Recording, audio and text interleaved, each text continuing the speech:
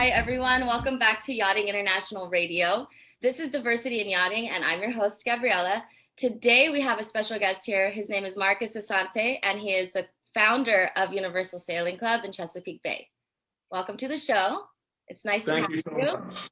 Really appreciate it. Thank you very much, Gabriela, really. I'm so happy that you made some time for me today because you have so many interesting things to educate us about, to talk about, some things to get off your chest. So why don't you start by telling us what you do, where you're located, and how you got started in boating? All right.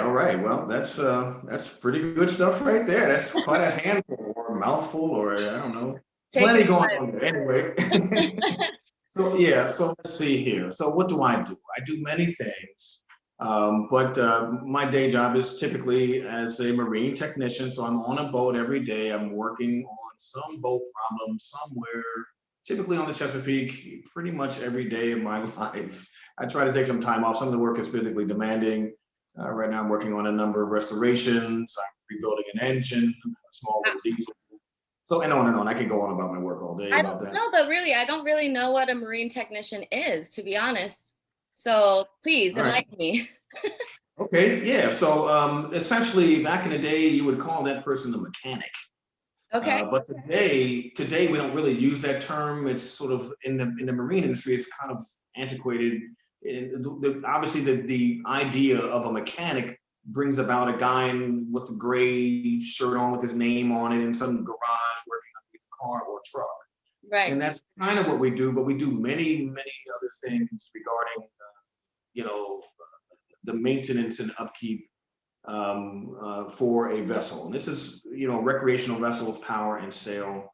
In my case, I am a landing school graduate. I'm a graduate of the Marine Systems program in the landing school in Arundel, Maine. So it's a well-known school that teaches yacht design, boat building, both traditional and modern boat building, and marine systems, which I'm a graduate of the Marine Systems program. And just as a little side note here, I may be the first African-American to ever attend the landing school. That is actually not surprising to me. Yeah, I mean, this is kind of interesting. I wasn't really expecting that when I got there, but I mean, I don't know. I mean, sometimes, you can expect it or not. It can go either way sometimes because the school had been in existence for over 30 years when I got there. And this was, 7-8 years ago. So so now, here we are. There's many other Africans, Afro-Caribbeans, and other, well, some of them, maybe not many, but there, I asked people while I was there, had you seen any other African-Americans or any Afro-descendants at all? And they had not. No, the dean, none of the instructors, like no one there had ever seen it. Now, that's no big deal for me. I mean, I'm used to being a pioneer and I'm used to sort of being the first and all that kind of stuff. Or maybe the only one, particularly in an industry like this. We do understand that, we weren't handed it. It wasn't handed to us. I kind of had to work my way up the ladder, do many different things and create new vehicles within the community to do things that I thought needed to happen that, were not there for us. Yeah. So anyway, back to the marine technician stuff. So, I do a variety of electrical work, which could be troubleshooting and recommending the next GPS or chart plotter installation. It could also be satellites, sat nav. I mean, it could be anything. Wow. And then, so I do a lot of electrical. I also do a fair amount of, paint, gelcoat, restorations, a lot of rebuilding, refashioning, reconstructing. So you're just like Mr. Fixit guy, and if there's ever a problem on your boat, you probably can fix it. I probably can, and I'll know if it's beyond me, then I'll know where to send it and who to send it to. I'll know where to go to take care of these problems. Yeah, so it is kind of like that kind of work. But we, in my case, I'm sort of stem to stern. I may be with you with the purchase of the vessel. I may be with you all along with all the repairs that you're doing and managing the maintenance schedule of the vessel. And then when you come to sell the boat, I'm there again to help you sell the boat and get you into the next one. Oh, wow. I for some of my customers, I'm stem to stern with them rather than just a one-off solving of a problem here or there. Absolutely. So you kind of walk them through the whole process and you're just very hands-on. You're involved in every part, literally, of the boat and then the process of selling the boat and getting it going. really. That's right. If they want it, if they desire my involvement that far, they can certainly get that. And I'm glad to be with them. I'm always grateful to get the phone call, and as long as the phone keeps ringing, Yeah. and emails keep coming in, it's always a good thing. So I'm glad that people So enjoy my company, as it were.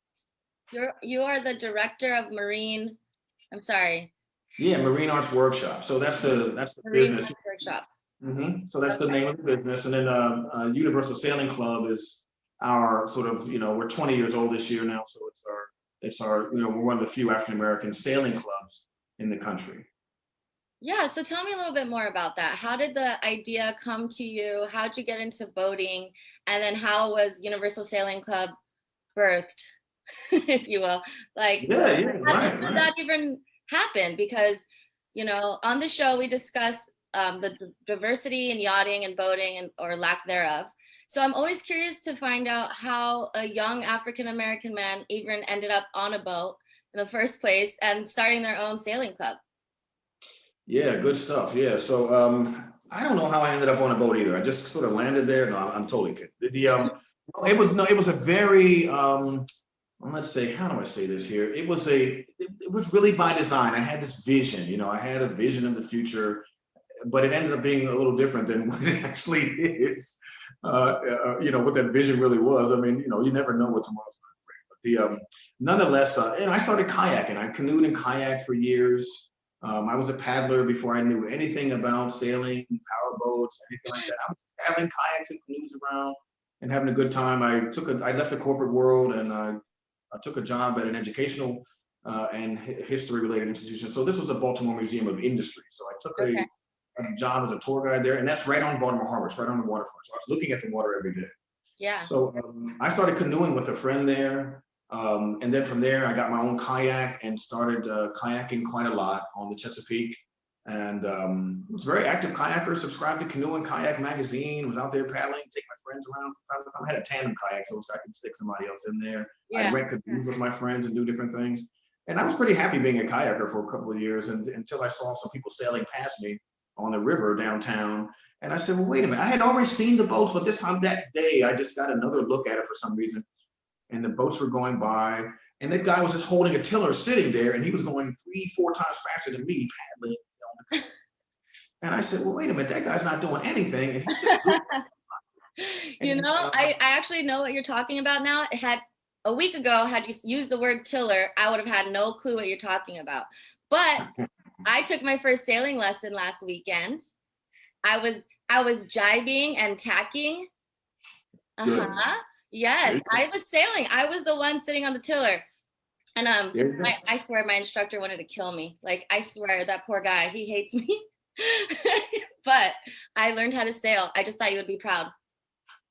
I am. That is great news for you. Of course, we did hear about that and one of your posts on Facebook there. So that was pretty cool that you let us know that, It was raining. It was freezing. I was sitting there shaking like a chihuahua. I was like, it was raining hard. And it doesn't really rain like that in San Diego. So I thought it was the apocalypse. I had no idea what was happening, but yeah, I froze. I did it. And I thugged it out too. I was like, this is what it feels like to be a real sailor, huh? That's true. That is true. We do suffer more than we should sometimes. I'm going to have to invest in some waterproof clothing. I'm going to have to toughen up because I was uncomfortable. To say the least. Yeah, that's right. So you do need proper gear. That's very important. Obviously, you go to a West Marine or whatever your local retailer. I need to be sponsored by that one brand, the expensive one that I can't afford. It has the 2 H's. There's a bunch of them. Helly Hansen, Gill. That one I can't afford yet, but I feel like that would be some good gear. So if anyone's watching from that brand, please send me some gear. Yeah, good stuff. Yeah. Helly Hansen is worldwide. Gill is a British company. They're worldwide. They're all over the place. And Helly Hansen has a full line of gear. They have snow and hiking and all kinds of stuff. So just make sure if you go to Helly that you get the sailing related stuff. Okay. There are key differences there. You could wear a ski jacket on a boat, but there are key differences in the sailing gear that are specific to the needs of the sailor in terms of walking around, the ergonomics of moving around the vessel. And also what can catch something, the boat is a tight space. It's easy for a pocket to get caught in and so on something. And so Yeah. the boat, the gear is designed to minimize that sort of stuff too. So It was such a cool experience. I can yeah, see good how stuff. I can see how you fell in love with sailing. It was really, we were in the middle of like there was a regatta going on as well. So I got to see everybody racing. I keeled a little too much. I almost knocked my crewmates overboard a couple times. I learned how to do like donuts, like 360s, but that was on accident. It just kind of happened that way. When I was docking, my first time ever, the skipper said, hard over. And I didn't know what that meant. And I nearly crashed into the dock. And then I almost crashed into a yacht. And then I ran in a circle and I actually docked totally fine the second time. But I was thinking about you because I was like, okay, I can see why someone would fall in love with this sport and want to introduce other people to this exhilarating experience.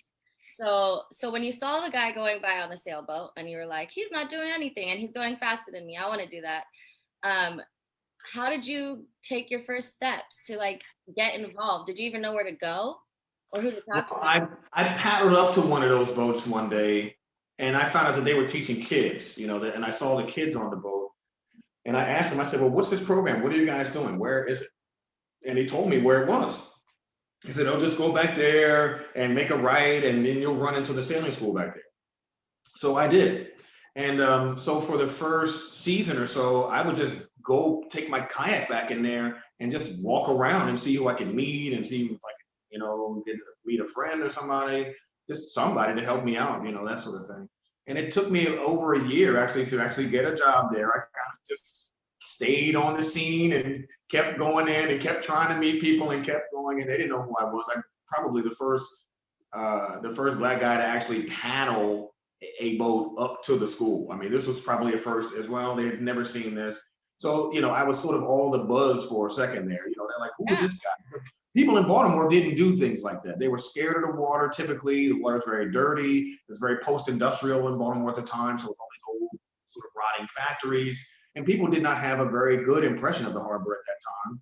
And so it was seen as like you're out of your mind in a little kayak, like right next to all that dirty, toxic water that everybody's so scared of. So I didn't have this attitude at all. I didn't care. I was just out there having a good time. And so either way, I eventually did get a job at that place. And it was a part-time little summer job. And then through there, I started meeting sailors. And it took me a while to even get somebody to take me sailing, because the sailing school was for kids. And it wasn't for, and I was probably in my mid to late 20, maybe 26, 27 at the time. So there was nothing there for me. It was just like, there were adult teachers, adult sailing instructors, and then the kids, they were typically middle schoolers. So I was like, man, there's really nothing here for me. So I need an adult to just kind of just take me out. And it took me about a year for that to happen. Eventually someone eventually did. And the lady took me out on a JY-15, little centerboard. And so it was my first experience sailing. And then from there, I was totally hooked, of course, and I knew I would be. And then I eventually moved towards getting my own boats. And I eventually worked up to more, came from a 21 to a 26-footer to a 30-footer. And now I have a 36-foot sailboat. Wow. So you fell in love with sailing, and then you looked around and you're like, wait, I'm the only black guy here. Wait, why are there no black yacht clubs or no black sailing clubs? Like, how did you pick up on that? And did people say things to you about it? Like, why are you sailing? Or who got you into this? Are you married to a white lady? Like, what was that experience like? And how did you notice that there was a need for brown and black people in this space? Mm-hmm. Well, I've been a student of history for a long time. So as I was getting into this, it's one of the reasons why I took a job at the Museum of Industry, because I wanted to learn more of the history of Baltimore and of Maryland. And from that standpoint, it's industrial history too, which is central to the personality of the town, old school blue collar sort of town. And that's really central to how people see the world. So I wanted to learn more about that. I'm not originally from Baltimore, I'm from Pennsylvania originally. So, being kind of new to that space and everything, I was looking to learn anything. So I knew that the history there was like seismic. I mean, it was like the amount of black history there, and it's bigger than just Harriet Tubman and Frederick Douglass, who were two Marylanders or who are well known into history, but there's much more to it than that. And I could see that what I've referred to, and I've done lectures on this topic over the years as well, because the Chesapeake Bay is sort of this crosswaters of history. There's many things with the intersection of Indians and the early Europeans. There's the intersection of the Africans at Jamestown, which is the James River, which is on the lower Chesapeake, Okay. So all this stuff is right there, sitting right there. And then of course you have, the whole Harriet Tubman thing. And both of these people, back then, of course, they were born, at a time when sailboats were very common and sort of the early steam age, and steamships had not really come into their own quite yet at that time, if at all, and at that time. So, so sailing is sort of central to the life of the people at that time. Both Tubman and Douglas found their way to Baltimore on small sailboats. Of course, they were not skipping these boats; they were cargo. Along with little Fred, he was sent to Baltimore to be a playmate. This is the boy who became Frederick Douglass, who he was sent to Baltimore from one arm of the family, the rural arm of the family, to the city part of the family, and he was sent there to be a playmate for the white child of that family. And so that's how he got to Baltimore. But he was sent there on a small sailboat that was carrying a shipment of hogs. Wow. And that's how little Fred, the slave boy Fred, first saw Baltimore. Of course, he recounts this in his numerous autobiographies. Yeah. So and so I was kind of living that same life, just at a whole different time, and not as a captive person per se, but sort of mentally trapped in all the things that you're not supposed to do and what Black people don't do and all that.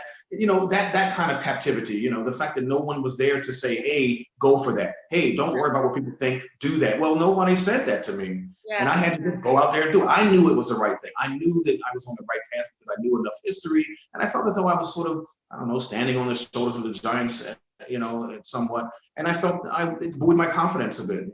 Yeah. So, because I didn't have a lot of people. So once I started meeting these other Black sailors that were in town that I would see here and there, and then, I got us all together. And then I brought on Michael Campbell, who became our co-founder, who was a lifelong sailor from Long Island, grew up sailing long before I knew anything about it. And even before I was born,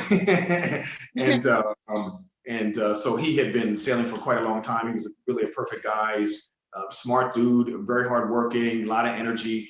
And so he brought in a cohort of guys from south of Baltimore that were part of his circle of friends. And then our sort of membership doubled. And then I got these guys together and I said, hey, look, man, I'll create this thing. I'll name it. We'll create it. We'll go ahead and put a schedule out. I'll start writing press and sending out to sailing magazines and stuff like that, which they printed my stuff like verbatim. I'm talking about local Chesapeake-based sailing magazines.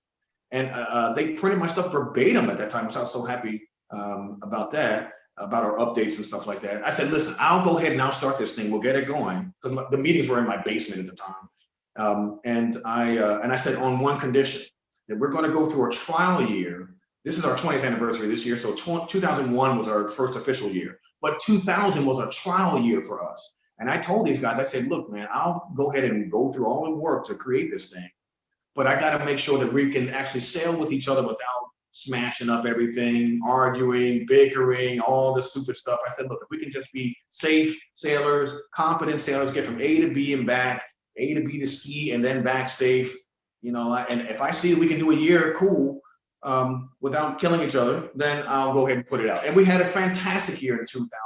And so that meant that 2001 was our sort of inaugural birth year, as it were. Yeah. Well, congratulations. Happy anniversary. Thank you. That's a pretty cool story. Like I've always wondered, were you intimidated at all? Did people laugh at you? Like, yeah, that's not going to happen. Like, did you feel at times like, I don't belong in this world. This is not my world. And, if so, how did you overcome those thoughts? Yeah, we heard, and I still hear these things from some of the old timers from time to time. They call us blow boaters, and you guys use slow boaters, and use blow boaters, and all that kind of stuff. So it's stink pots versus blow boaters, right? In terms of power versus sail, and we know the differences there are legion. But I have many powerboat customers. I'm friends with a lot of powerboat clubs. I work on a number of different big powerboat engines and stuff like that all the time. So I'm used to the powerboat world as well. But I don't let them intimidate me. Because I tell them very honestly, hey, listen, guys, I can drive your twin engine powerboat, and that's easy for me. But for you to get on my sailboat, start tacking and jibing and sailing it out somewhere without an engine, I don't think you would be able to do that so easily. So, Yeah. so that's what I tell them, because we've heard all the jokes, and we did hear this from certain people. Some of the Chesapeake Bay is sort of the home of black yachting in a sense, because there are 5 black yacht clubs on the Chesapeake, Wow. including us. Okay, so the other 4 are all power boaters, and those clubs are all over 50 years old.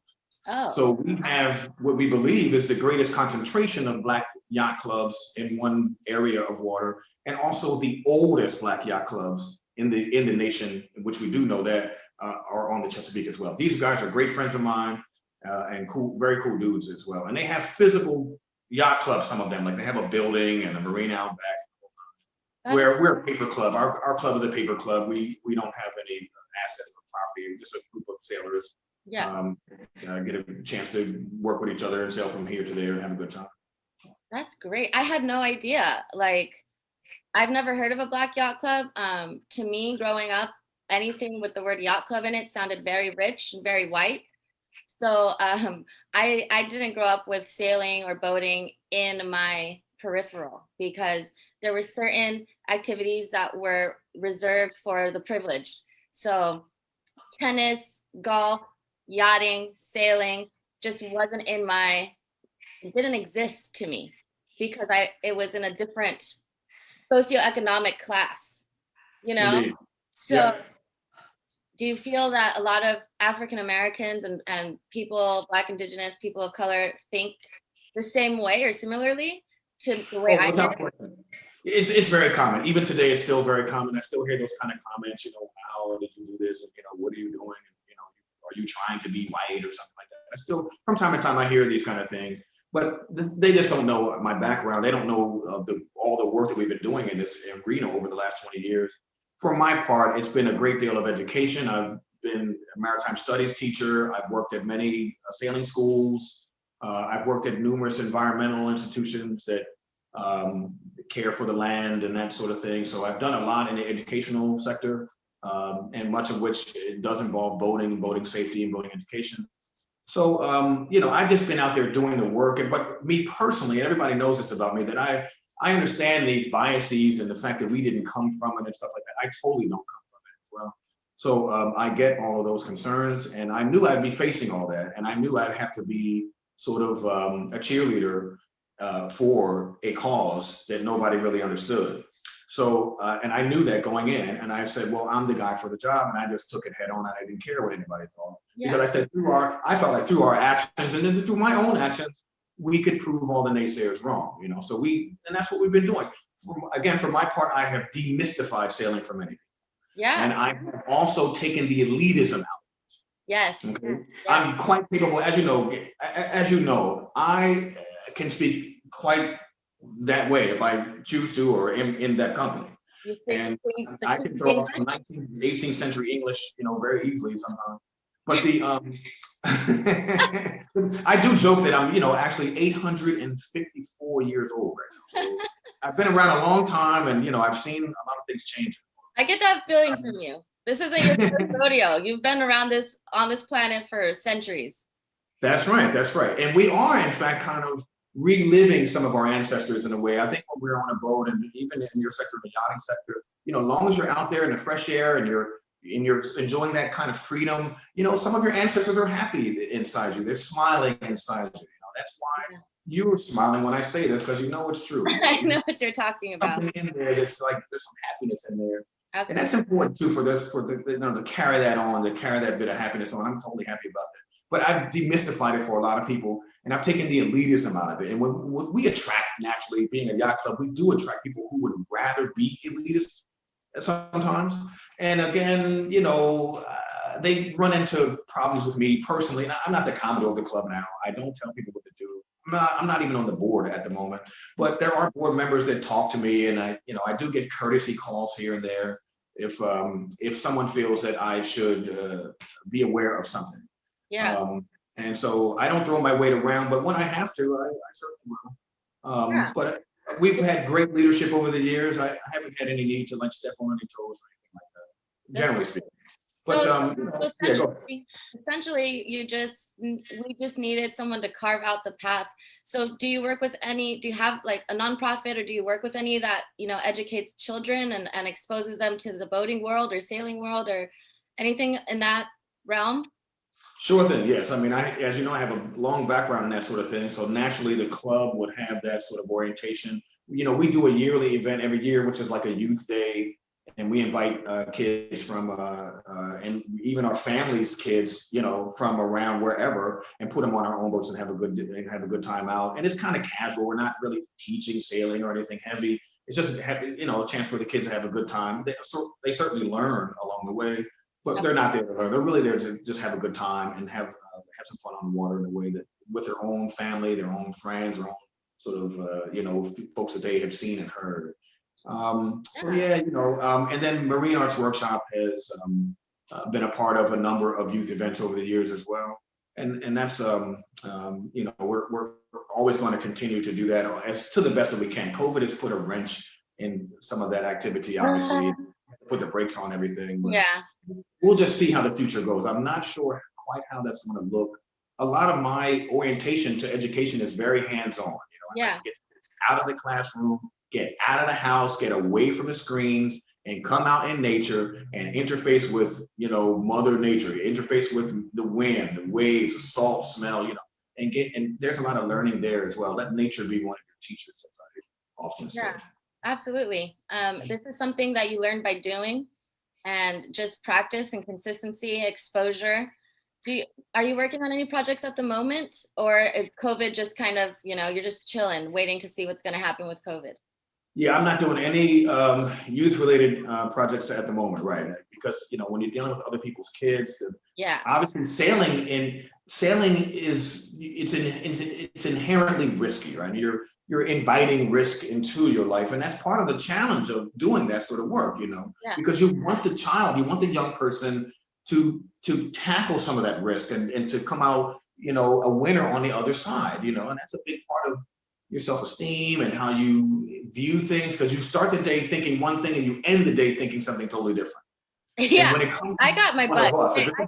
Yeah, you know how it is. And if it's a black kid and they look at me as an instructor, and everybody is black, that has a huge impact on the kids. It does. We were those kids. I was one of those kids, so were you. Yeah. So, we know what that means because we already expect sort of others to be in the lead there. And then if you see us in the lead there, it's like, oh man, I really can do this now. Oh yeah, this is feasible now. Oh, I can see myself doing it, And that's what as people say, if you can't see it, you can't be it. And for a lot of young people, that is true. That we obviously we'll have exceptions to that, but for a lot of young people, they do need to see a black person doing something to give them that psychological permission, particularly for something like it's subliminal, and it's subliminal, and it is very impactful. And I think that's what people are understanding, especially in the yachting industry. With what I mean? I mean, I don't think people understand the impact and how important it is to have Black faces on adventure magazines, advertisements for adventure gear, sailing magazines. It's sending a statement. And if everyone that graces the pages of these advertisements and magazines is just white, it tells us that we don't belong in that world, and it needs to change. And that's the point of this show, because I want someone to see it and be like, oh wow, like I was a Black sailor, I saw a Black sailor, it exists. It's just to bring awareness that we are out here, we exist. And yeah, you might not see it on Below Deck or on TV or in the magazines, but that they're out there. I'm meeting Black captains, Black female captains, like they're there. We just need to make it visible, and we need to normalize seeing brown and Black people in these positions, because it does make a huge impact on our youth. And I think that needs more, it needs to be focused, definitely needs to be exposed. Agreed. I mean, when you come to Baltimore, Baltimore's a majority Black city. Baltimore is still over 60% African-American population. So therefore, there are a lot of Black boaters and sailors in the Baltimore region. And this is true for the Chesapeake in general. There's a lot of DC African-Americans who have boats in Annapolis. There's a lot of historic connections between those two places among the African-American community. So here in the Chesapeake, it's more common than what you're seeing in Southern Cal for sure. And we have friends there. And so we know what they have told us and what's going on there, but I'll introduce you to some of those guys. And Please do. Again, because they know us and they're on the Black Sailors Facebook page as well. Matter of fact, one of the guys came to Baltimore last year and ended up jumping on a boat and catching a sail with me. So he had, come from California to Maryland, just happened to be on business and pleasure. And it was our Black Sailors network and how he ended up on my boat. So yeah, that's cool too. It's like family. We try to treat it like family. And it's great because I've been able to do the same thing in California. I ended up sailing with a friend of mine out of Marina Del Rey some years ago because it's just cool like that. We're just family like that. And that's what it's about. That's what we're trying to do here, is make a community and a network. It's not to be exclusive, but it's kind of to catch up with everybody else that's been in this industry. They've had their networks and their connections for years. It's just now it's good to have a community of people that are doing it, that look like you, that are carving a path for you, that have done this years ahead. Like now I know if I wanted to go that route, I know who I can reach out to now and ask for advice. When before I wouldn't know, So, I mean, I think what you're doing is great. I can't wait to come out there and go sailing with you and show you my driving skills. Oh yeah. Oh, can you tell me what kind of boat were you sailing? It was a 22-foot keel boat. I don't know. You don't know the make and model? I don't know any of that stuff. This is all new to me. Was it a Tanzer? If I said the name, it would be 22. 22. Did it have an actual cabin down below, like a miniature cabin, or was it just like a space to throw like sails into? No, it was like a little mini cabin. You could go in there and sit down. Like it was big enough. Was it a Capri 22? That sounds familiar. Catalina 22 or Capri 22? Those sound familiar. Okay, all right. I'm trying to get a feel for the boat. Yeah, so next time I'm going to answer this question again, and you always want to know the make and model of the boat you're sailing, because that's important. There's hundreds and hundreds of boats out here, and I have the pleasure of having sailed many of them and worked on many of them, so I know the differences in some of the big boats. Okay, well, I have another lesson this upcoming weekend. I'll get all that information. I also have to take an 80-question test to get my certificate. And so I'll update you and let you know how that goes. But all right, well, we're running out of time. Unfortunately, I could talk to you forever about this stuff. But yeah, I was saying, I think what you're doing is great. I think, getting youth involved and exposing, children to this world is an amazing thing. So thank you for all that you're doing. And thank you for your time. Thank you for joining us today on Diversity in Yachting. And, we'll talk again. We certainly will, and I really appreciate the opportunity. It's been great talking with you, and it's, our previous conversations have also been very enlightening. I'm glad that you're out here having this discussion, bringing these topics, out into the world, and it's just a beautiful thing to witness and to see. And we're so glad you're doing this podcast. It's great that you have the support that you have from the sectors of the yachting industry, that you have it.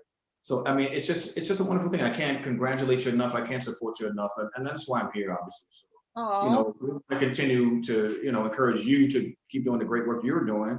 Thank you. Of course, I'm doing mine. I'm out here doing it, hook or crook. You know what I mean? I don't care. Yeah. Storms, rain. I don't care. I'm still in here doing the work. I'll try to do it as long as I can, as long as my back will allow me.